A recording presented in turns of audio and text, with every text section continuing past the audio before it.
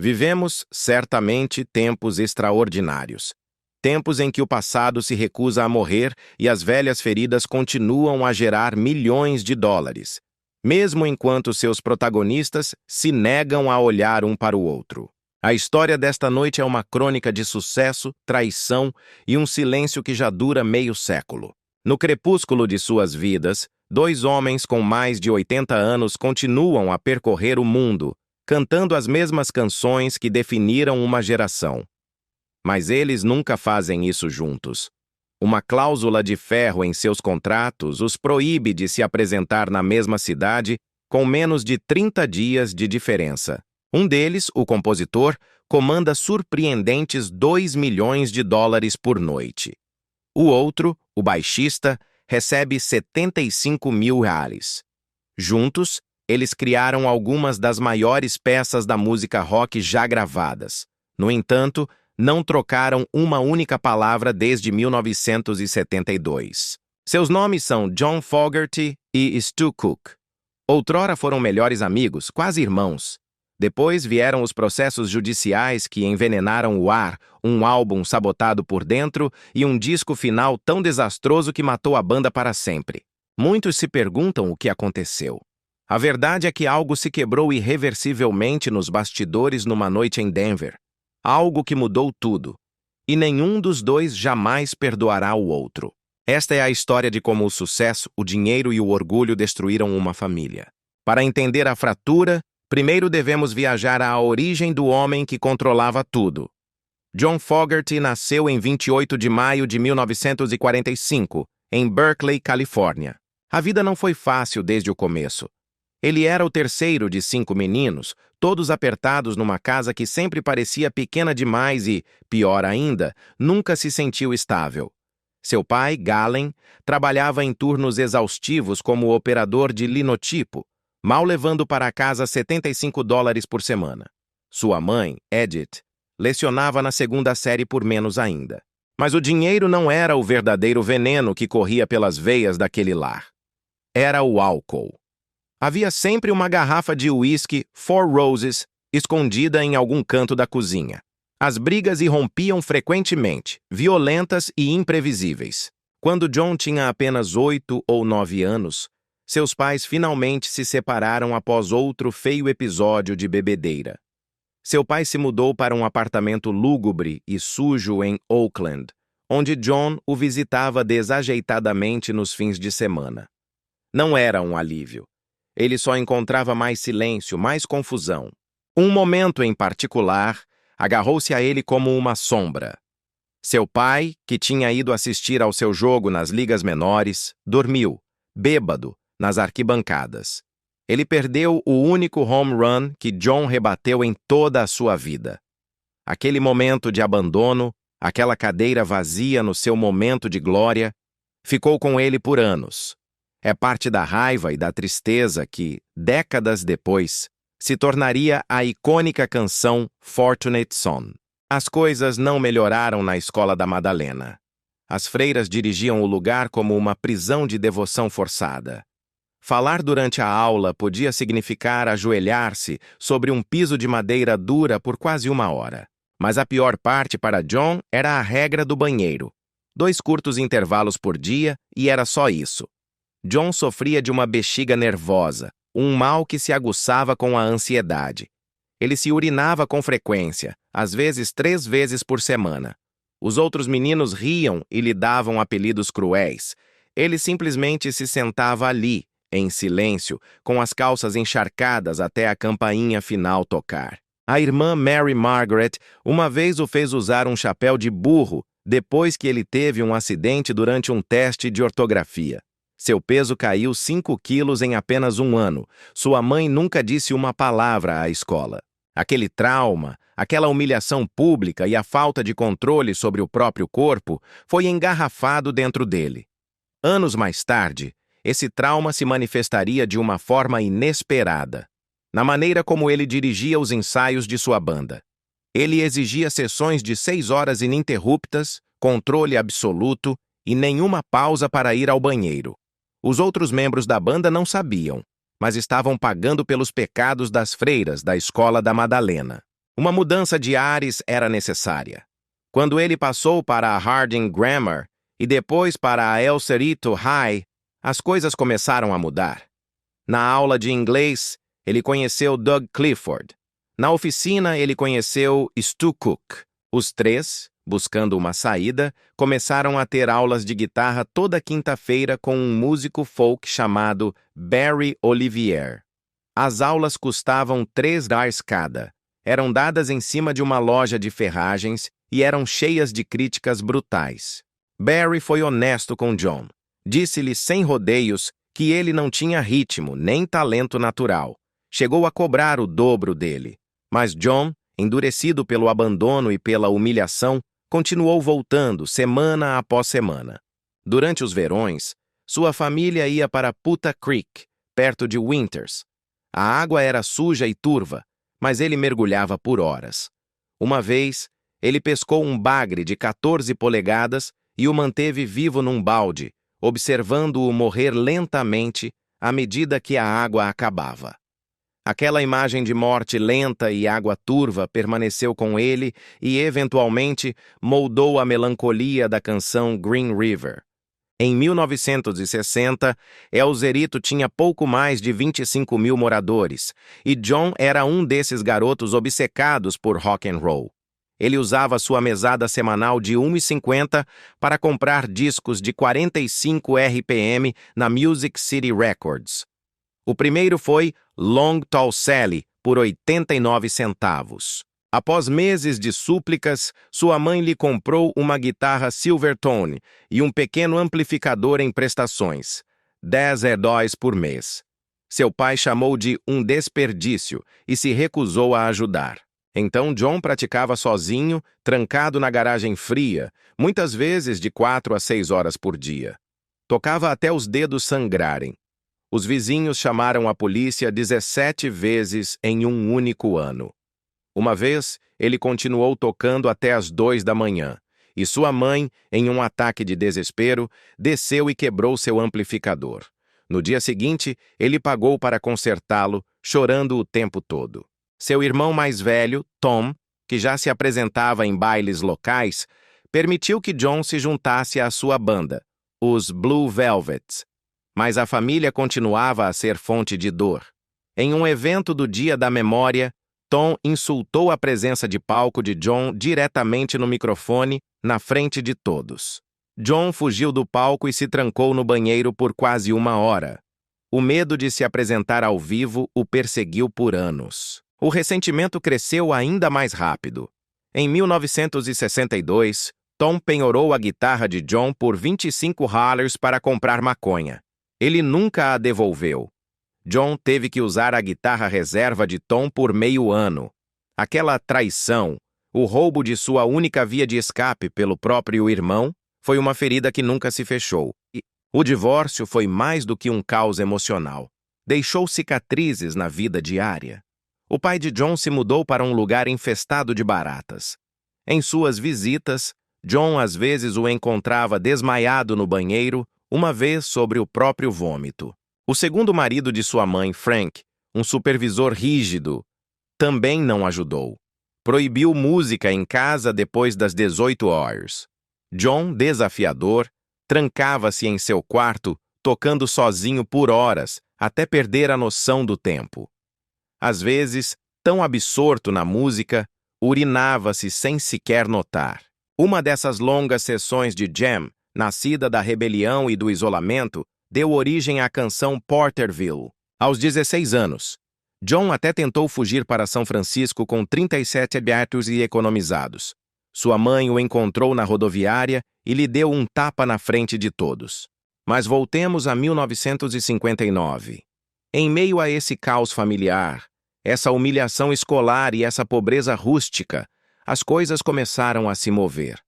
John, desesperado por uma nova família, formou uma banda com seus únicos amigos, Stu e Doug. Eles não tinham ideia de que estavam prestes a criar uma das maiores bandas do mundo, e também não sabiam que as mesmas feridas que os uniam logo semeariam as sementes de sua própria destruição. Eles se chamavam The Blue Velvets, os Veludos Azuis, um nome inspirado num sucesso melódico da época. Seus instrumentos eram baratos, comprados com esforço, e a garagem onde ensaiavam era fria. Mas o que lhes faltava em luxo, compensavam com determinação, tocando com o coração 5 noites por semana. Seu primeiro grande momento, o tipo de momento que faz você acreditar que é possível, veio num concurso de talentos da escola. A voz de John Fogerty falhou, fracassando estrondosamente durante Summertime Blues. Mas em seguida, sua versão roots de Rumble fez a multidão vibrar. O destino pareceu sorrir para eles. Um dos pais presentes trabalhava numa estação de rádio. Algumas semanas depois, um DJ que se tornaria mundialmente famoso, Casey Kasem, colocou seu segundo single, Bonita, no ar. Por um breve instante, sua música chegou a milhares de ouvintes. Mas rádio é uma coisa e o mercado é outra. Bonita vendeu exatamente 471 cópias, um fracasso retumbante. No entanto, esse fracasso foi uma bênção disfarçada. Acendeu um fogo em John Fogerty.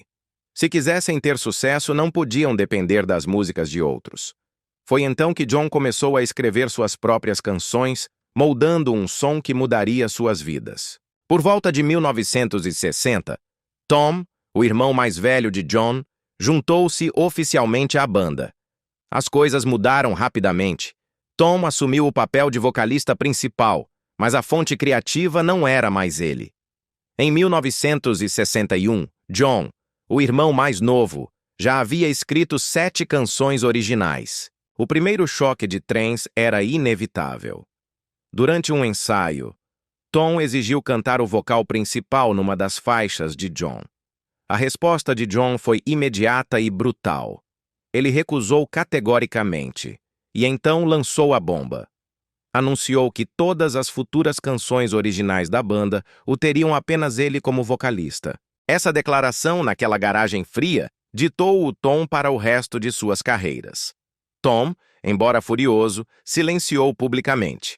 Mas, em particular, ele se queixava com Stu Cook sobre o crescente complexo de ditador de John. A tensão, como um veneno lento, se instalou na sala de ensaio e nunca mais se foi. A banda, ainda sob o nome de Blue Velvets, lançou mais 3 singles entre 1961 e 1964. Nenhum decolou. O fracasso era constante. A gota d'água veio durante um show no quintal de uma casa. O amplificador de John, sua ferramenta mais preciosa, queimou e explodiu. Num ataque de raiva e frustração acumulada, John o estraçalhou em pedaços na frente de todos. Aquele amplificador valia seu salário de 2 meses trabalhando num posto de gasolina. Naquela noite, Stu e Doug não viram apenas um músico frustrado, viram até onde a raiva de John podia ir. E então, em 1964, quando estavam no seu ponto mais baixo, apareceu a Fantasy Records. Eles assinaram o contrato sem a presença de um advogado. Foi o erro de suas vidas. O acordo era uma armadilha mortal. Eles abriram mão de tudo: os direitos de suas gravações master, os royalties futuros, o controle criativo. Tudo em troca de quase nada. Míseros $900 por ano para cada um. Para piorar a humilhação, a gravadora mudou o nome deles sem sequer consultá-los. Chamaram-nos de The Gollywogs. O nome não era apenas ridículo, estava enraizado em imagens racistas profundamente ofensivas. Quando a banda, agora chamada The Gollywogs, tocava em clubes da comunidade negra, eles eram vaiados antes que pudessem tocar a primeira nota. John Fogerty odiava o nome, odiava a gravadora, odiava a falta de controle. Ele encheu cadernos inteiros com ideias melhores para o nome da banda, esperando o dia em que pudesse escapar. Enquanto isso, ele apertou seu controle sobre a banda. Nenhuma decisão era tomada sem ele. Os ensaios se tornaram sessões de tortura. Ele parava a música repetidamente, corrigindo erros minúsculos e imperceptíveis. Uma vez, ele fez Doug Clifford repetir um solo de bateria 87 vezes. 87. Tom, o irmão mais velho, se apagou no fundo, tornando-se uma sombra com uma guitarra rítmica. Stu e Doug permaneceram em silêncio, mas estavam à beira de desistir. Eles gravaram 7 singles fracassados sob o nome de Gollywogs. A Fantasy lhes dava apenas $500 por sessão, 6 vezes menos do que outras bandas recebiam. O som do estúdio era tão ruim que Fogerty, em segredo, levava as fitas para casa para remixá-las ele mesmo, tentando salvá-las. Em 1966, a vida real interveio. Tanto John quanto Doug receberam suas cartas de alistamento para a Guerra do Vietnã. John acabou na reserva do exército. Ele trabalhava num escritório de informações públicas, mas usou esse tempo de maneira obsessiva. Enquanto seus companheiros contavam os dias, John escrevia canções. Quando saiu, tinha 40 músicas completas. Ele até gravou ideias num gravador cassete que contrabandeou para a base. Quando John voltou no final de 1967, não era o mesmo. A experiência militar, combinada com anos de fracasso, o tinham endurecido. Ele assumiu o controle total e absoluto. Reescreveu todos os arranjos, tocou múltiplos instrumentos nas gravações e forçou sessões de ensaio ainda mais longas. Tom foi completamente marginalizado. No papel, as músicas melhoraram drasticamente, mas dentro da banda as coisas desmoronaram. Porterville saiu em abril de 1968. Não entrou nas paradas, mas chamou a atenção localmente. Meses depois, John a regravou para o álbum de estreia. A Fantasy tentou apagar as gravações master originais, mas John, sempre paranoico, tinha cópias de segurança. Era a sua forma de provar que eles sempre tiveram o talento. No final de 1967, o nome tinha que mudar. John escolheu algo que soava sulista, místico e real. Creedence Clearwater Revival. Creedence, por um amigo de Tom. Clearwater, água limpa, por um anúncio de cerveja. E Revival, renascimento, porque era exatamente isso que eles precisavam. Um novo começo. Mas o diabo com quem assinaram não os deixaria ir. A Fantasy Records forçou outro contrato. Mais 5 anos. Termos ainda piores que os primeiros. John Fogerty assinou mesmo assim, desesperado para lançar sua música, esperando poder renegociar mais tarde, quando fizessem sucesso. Ele nunca conseguiu. Essa única assinatura, esse segundo pacto, lhe custou milhões de dólares e deu início à amarga luta legal e pessoal que, décadas depois, ainda não terminou. Em julho de 1968, o Creedence Clearwater Revival lançou seu álbum de estreia homônimo. Inicialmente não causou um grande impacto. Seu orçamento de marketing era minúsculo, apenas R$5.000. O álbum alcançou um modesto número 52. Mas uma canção se destacava. Fogerty tinha pego Suzy Q de Dale Hawkins, esticado-a num jam hipnótico de 8 minutos e transformado-a em algo roots e sombrio. Ele gravou seu vocal em um único take, às 2 da manhã. Lentamente, essa canção começou a subir nas paradas. Em setembro, alcançou o número 11. Isso rendeu ao CCR seu primeiro disco de ouro. Mesmo assim, o chefe da gravadora deles, Saul Zaentz, mal notou. Ele apareceu apenas uma vez durante as sessões de gravação e estava mais interessado em jazz. Foram os DJs locais que começaram a chamá-los de a melhor banda que ninguém conhecia ainda. Até o final de 1968, eles já haviam tocado em mais de 300 shows, cruzando a Califórnia e estados vizinhos numa van caindo aos pedaços, com quase 200.000 milhas rodadas. Os motéis custavam $6 por noite. Eles abriram para o The Turtles em San José, e Fogerty causou tanta impressão com seus saltos repentinos no meio dos solos de guitarra que os fãs continuaram a cantar o nome dele muito depois de seu curto set terminar. Esse set curto não era coincidência. Doug Clifford queria shows mais longos, mas John os mantinha estritamente curtos. 22 minutos, sem bis. Ele acreditava que a magia desaparece se você ficar tempo demais. O controle era total. Stu Cook uma vez pediu mais volume para o seu baixo na mixagem. John o calou imediatamente, dizendo: "O ritmo é o tipo de poder que não é visto." Enquanto isso, Tom Fogerty o irmão mais velho de John, observava em silêncio como seu irmão mais novo arranjava tudo, controlava tudo e não deixava espaço para mais ninguém. O ressentimento, profundo e silencioso, crescia a cada noite. O sucesso estava chegando, mas a família já estava desfeita. O sucesso, às vezes, chega por portas dos fundos. O single anterior deles, Porterville, havia fracassado estrondosamente no início, mas então, um influente DJ chamado Tom Donaghue o ouviu. Ele viu algo que ninguém mais viu. Chamou essa canção de música de protesto antes que a música de protesto tivesse nome, e a tocou 14 vezes em uma única semana. Esse burburinho, esse reconhecimento tardio, gerou uma oferta que definiria uma geração. Um convite para tocar em Woodstock em 1969. Eles foram oferecidos um espaço privilegiado na tarde de sábado e um cheque de $10.000. Mas John Fogerty, em um movimento que desafia a lógica comercial, recusou. Por quê?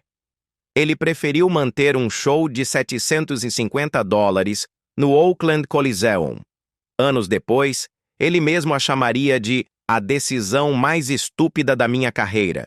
Quando finalmente tocaram em Woodstock, o destino cobrou a conta.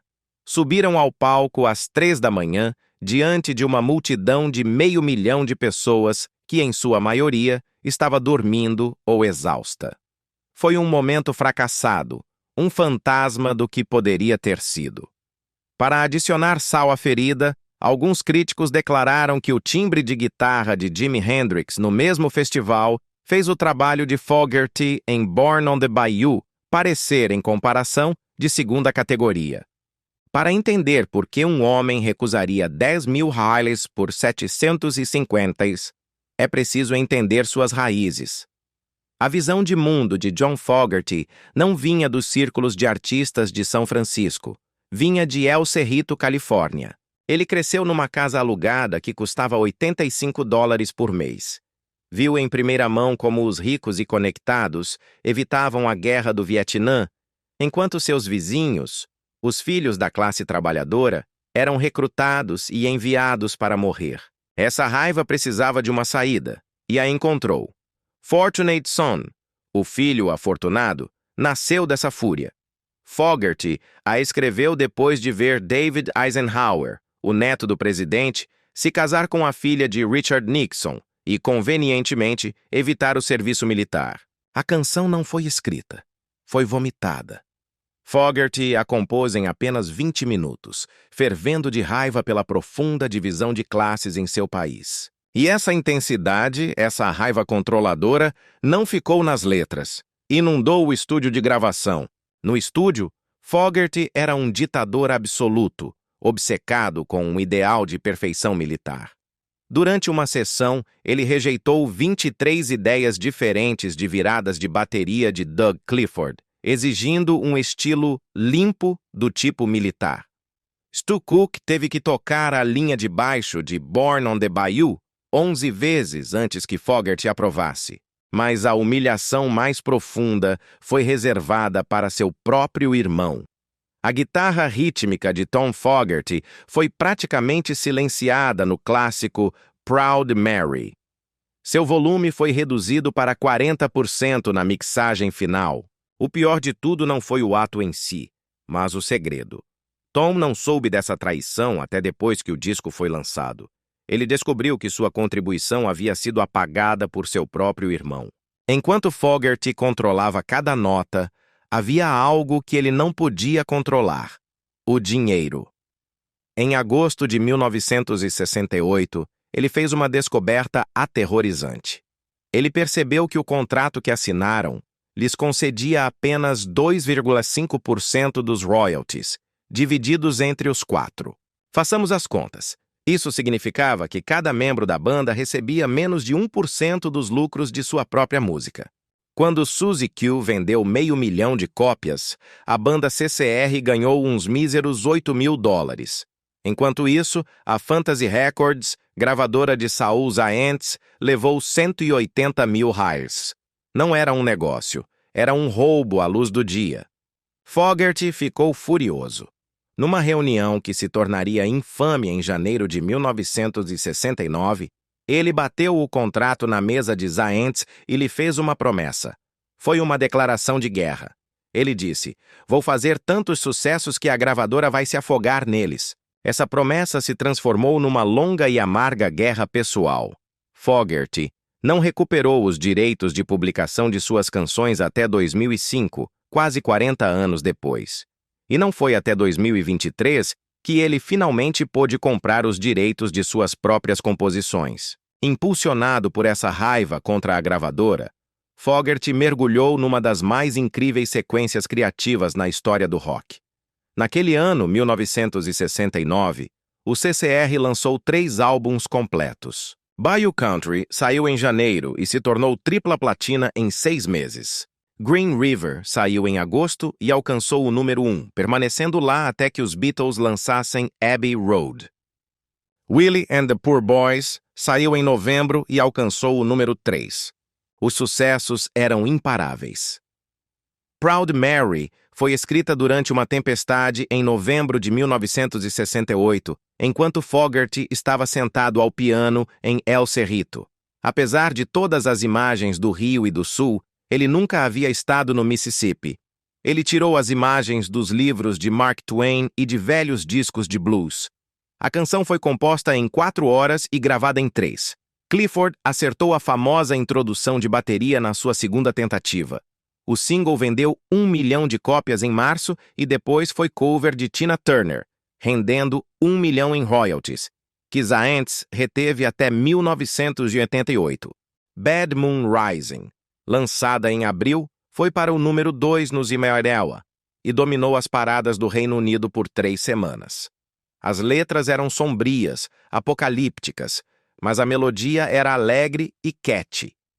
Era um contraste que o próprio Fogerty não notou, até que a banda a tocou ao vivo. A banda fez uma turnê pela Europa em abril de 1970, com 8 shows esgotados, incluindo um no lendário Royal Albert Hall de Londres. No palco, Fogerty se estendia em longos jams, mas nos bastidores, as rachaduras se alargavam. Fogerty havia vetado a aparição da banda no filme de Woodstock, negando-lhes um lugar crucial na história cultural. O resto da banda começou a vê-lo menos como um companheiro e mais como um chefe tirânico. Fogerty tinha o controle total. Ele escreveu, arranjou e produziu cada canção dos 3 álbuns de 1969. Willie and the Poor Boys foi projetado quase inteiramente por ele, com a banda se sentindo como meros músicos de apoio.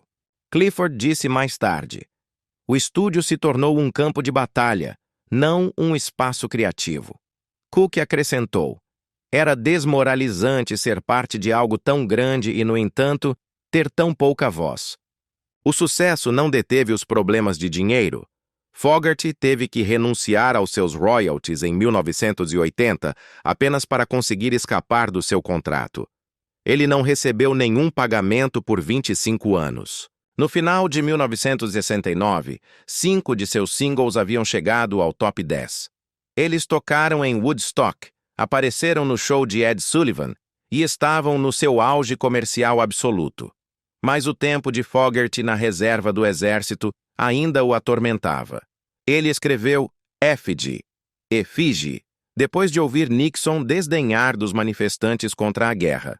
A exaustão estava se instalando, e enquanto o mundo os aclamava, Stu Cook começou a se perguntar em voz baixa quanto tempo mais eles conseguiriam aguentar isso.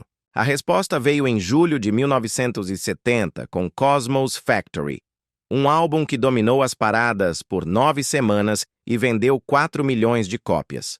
Mas seu single principal, Traveling Band, desencadeou um processo por plágio de Little Richard.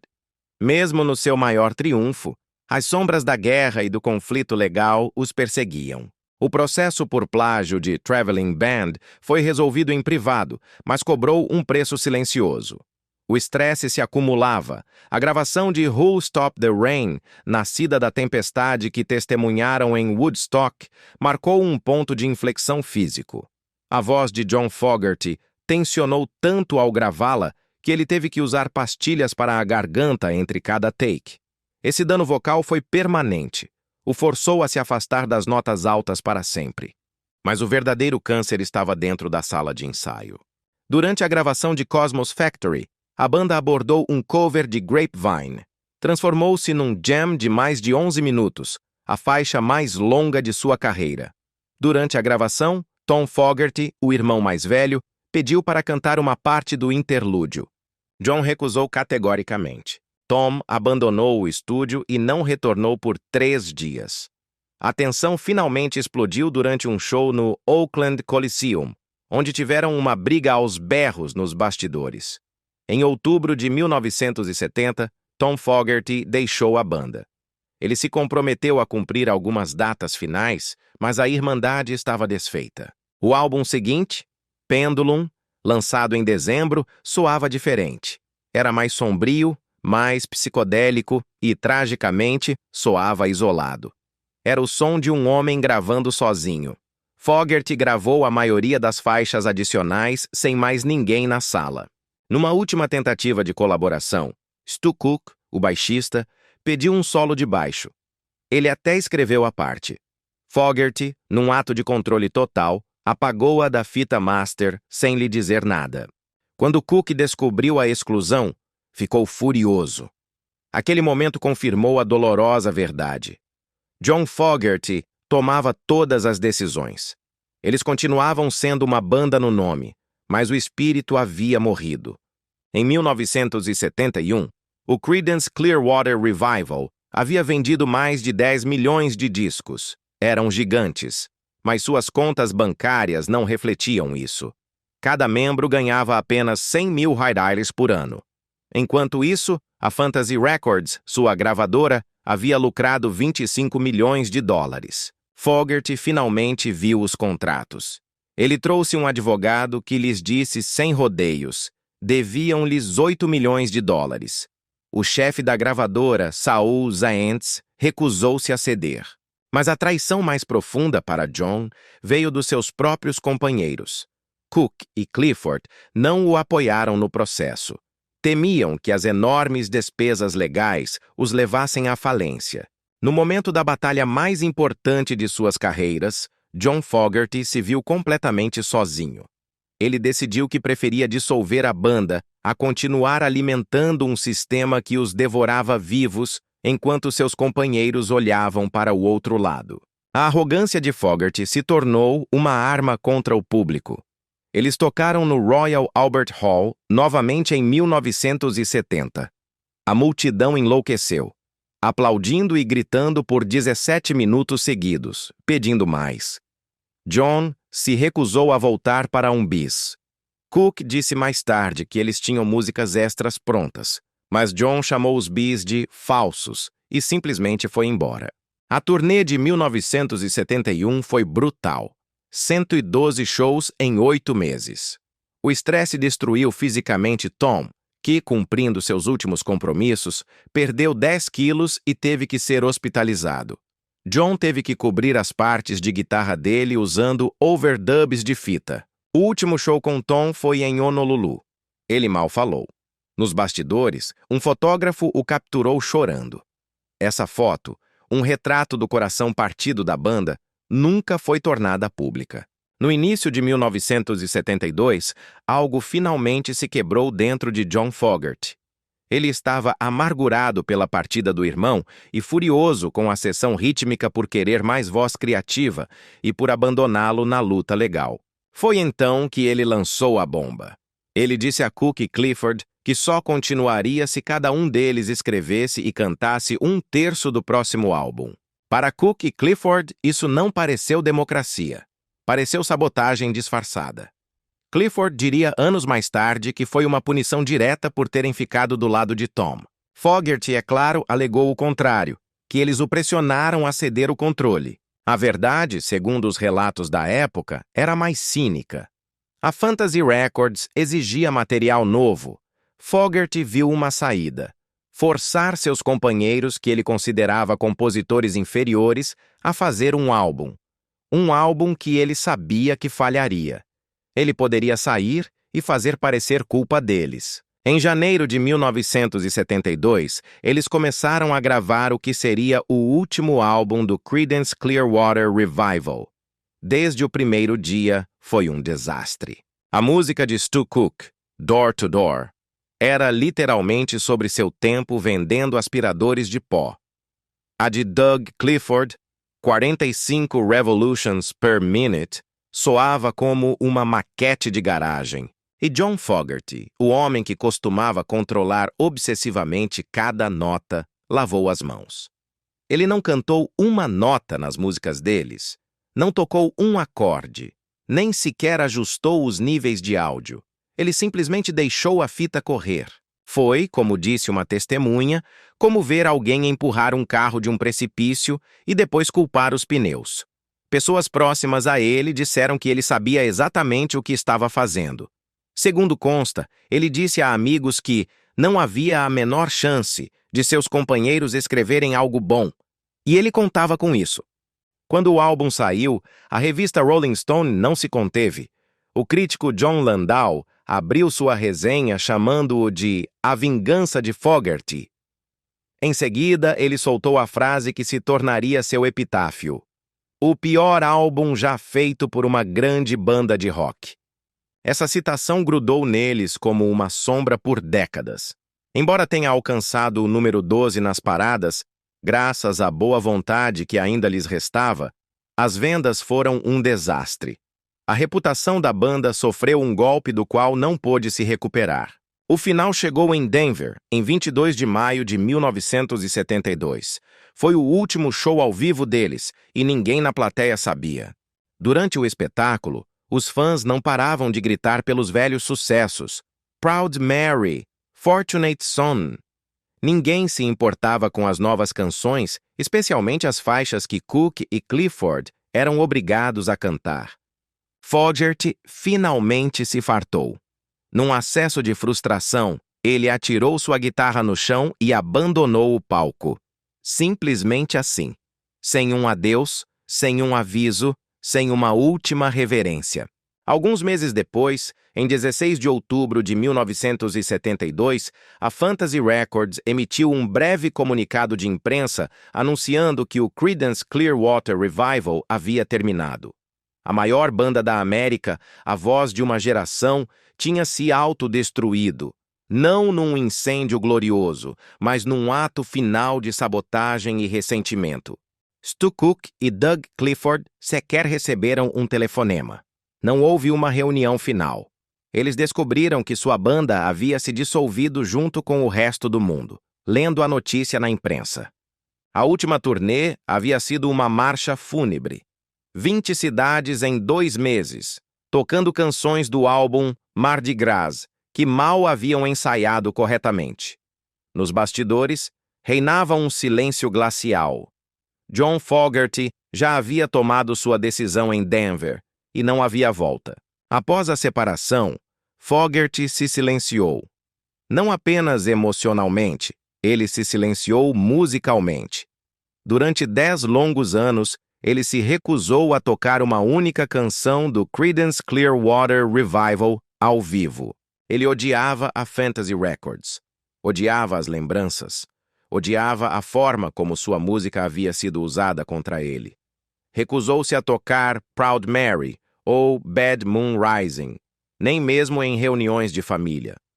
Este exílio autoimposto, essa recusa em tocar seus próprios hinos, lhe custou milhões de dólares em royalties perdidos. O silêncio foi tão profundo, tão absoluto, que foi preciso uma lenda para quebrá-lo.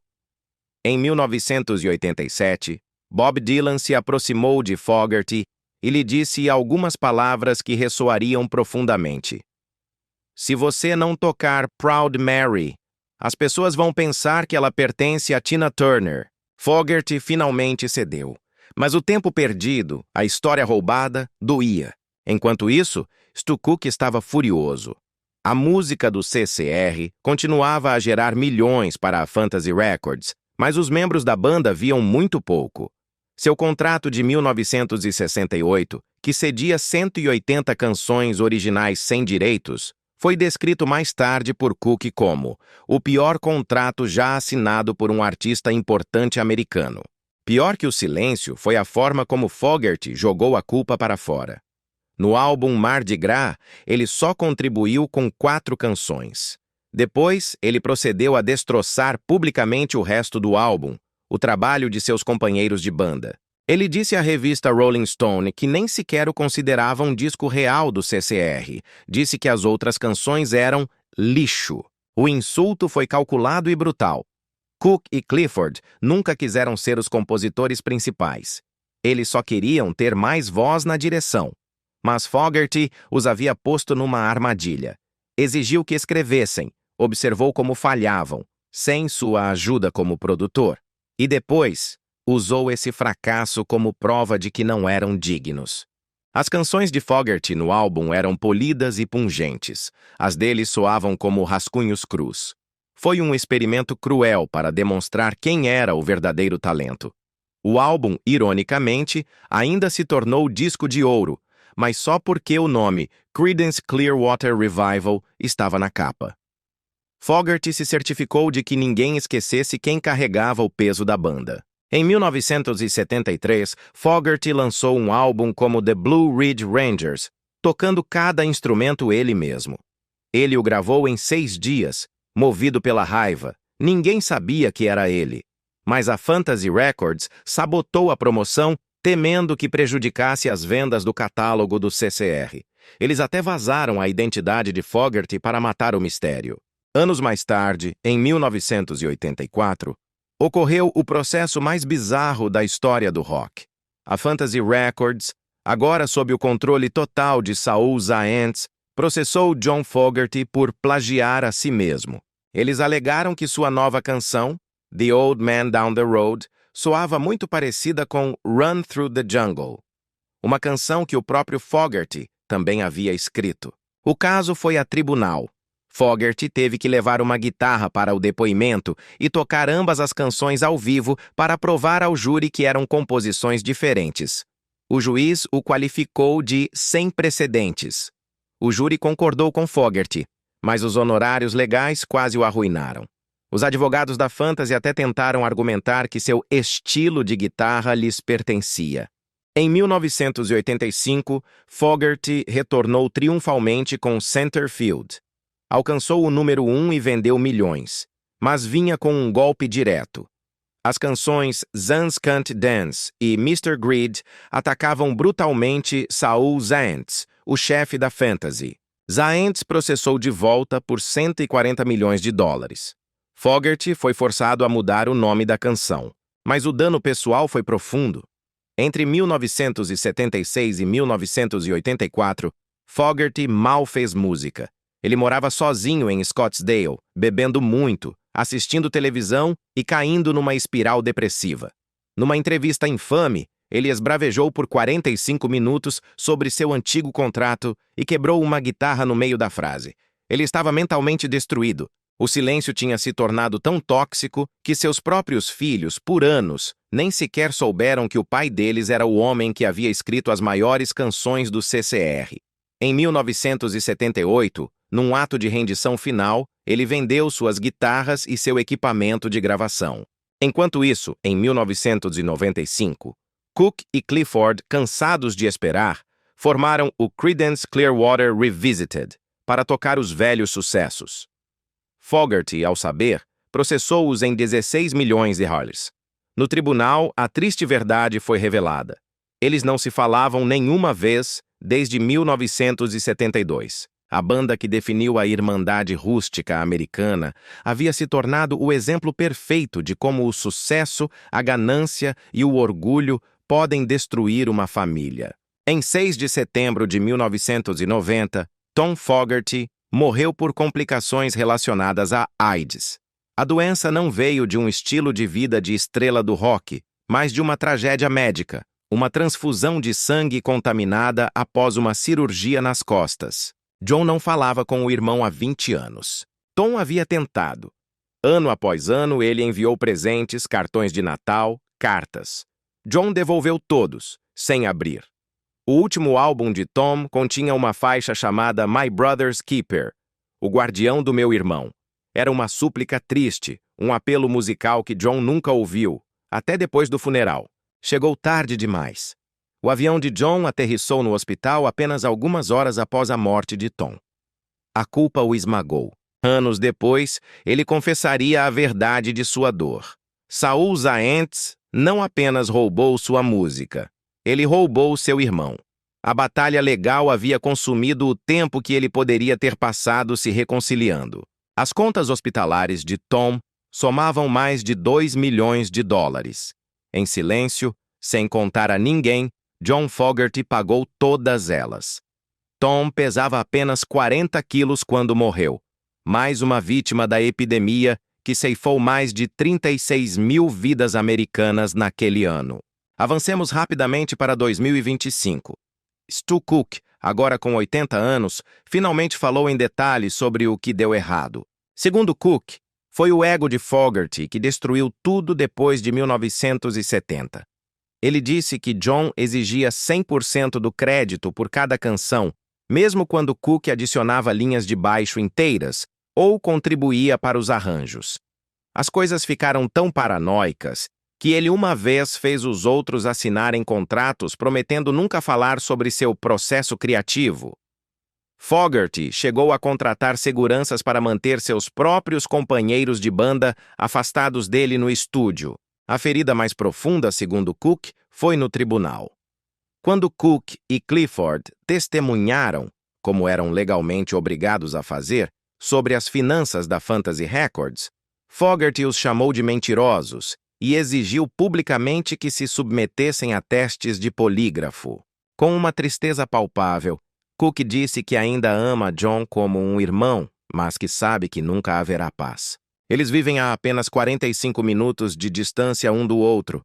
Não trocaram uma palavra em mais de 25 anos. Se as palavras de Cook foram tristes, a entrevista de John Fogerty em 2025 na revista People foi o golpe final. Na entrevista, Fogerty declarou que havia perdoado seu irmão Tom, mas deixou dolorosamente claro que Cook e Clifford continuavam sem perdão. O crime deles, aos olhos de Fogerty, eles escolheram o negócio acima da família, ao não apoiá-lo em sua guerra legal. Ele admitiu friamente ter jogado fora uma carta da mãe moribunda de Stu Cook, que lhe implorava para fazer as pazes antes que ela morresse. Ele revelou que manteve diários, por décadas, detalhando cada traição percebida.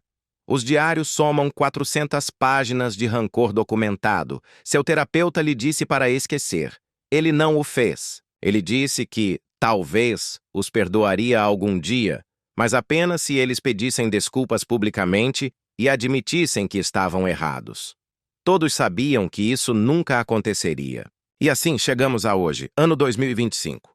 Tanto John Fogerty quanto Stu Cook, ambos octogenários, continuam em turnê. Continuam tocando as mesmas canções noite após noite em cidades diferentes. Seus contratos, essa última corrente legal, os proíbem de tocar na mesma cidade com menos de 30 dias de diferença. A disparidade financeira é um abismo. A turnê de Fogerty gera mais de 2 milhões de dólares por noite. A turnê Revisited de Cook e Clifford gera cerca de 75 mil arrales. Às vezes, segundo relatos, Stu Cook vai aos shows de John Fogerty. Compra um ingresso, senta-se em silêncio no fundo, entre a multidão anônima.